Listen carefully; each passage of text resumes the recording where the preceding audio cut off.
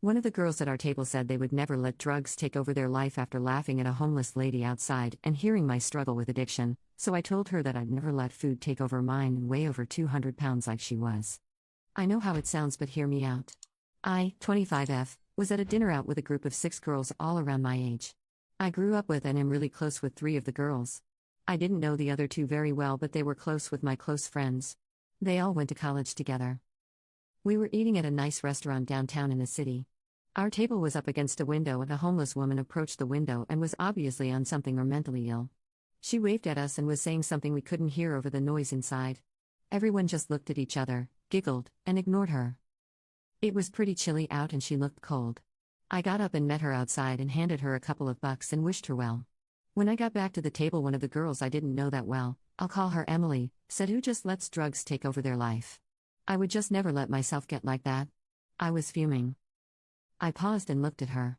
For some backstory, Emily is the heaviest girl in the group. We are all different body types. I am not skinny, she is plus-sized. Also, I am a recovering drug addict.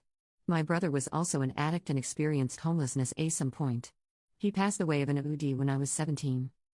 My family is full of addicts. I continued down that path and addiction had me in its grips. My friends at the table went to college, I went to rehab and got sober. I said, "Yeah, exactly. I would never let myself get over 200 pounds, just put the fork down, am I right?" Everyone was silent. You could cut the tension with a knife. Emily looked at me clearly upset and explained how she had a thyroid issue and chronic fatigue syndrome, and for some people it's really hard to lose weight. I said, "Well, maybe that woman has an issue that we don't know about." And I left some cash for my food and left. My friends I'm close to texted and said I was out of line and that Emily is super self-conscious.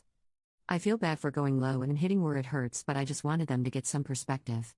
I don't think I owe Emily an apology before she apologizes. Am I a jerk here? Commenter 1. Your entire group sucked the moment you all laughed at an unhoused woman. Emily's comments were uncalled for, but yours were equally as bad if not worse because you did it solely to spite her. Commenter 2. I totally get it. But you could have nicely corrected her by saying, "Well, we don't know what people are going through." Having empathy goes a long way rather than stooping just as low as her. Going after her body was pretty low. I understand that you were personally triggered. However, that does not give you a right to go after someone's looks. Update. Y'all are torn. Thank you some for the honesty and some for the kind words. Update. I asked Emily for a coffee this morning to apologize. We met and I started off with saying I was sorry for making it personal and making a comment about her appearance, and I would be really hurt if someone did that to me. Then went in to explain how her comment about addiction being a choice is really uneducated and offensive. She said, "Thanks for apologizing, but my dad is an alcoholic and he chose alcohol over my mom and I. I would just never do that." I tried to explain to her that her dad got to a point where he didn't have a choice anymore, he had a disease. And he probably felt shame every day for it. And I'm sorry that you didn't get what you needed as a kid or now. He probably didn't either, and that's why he found a way to cope, just like I did.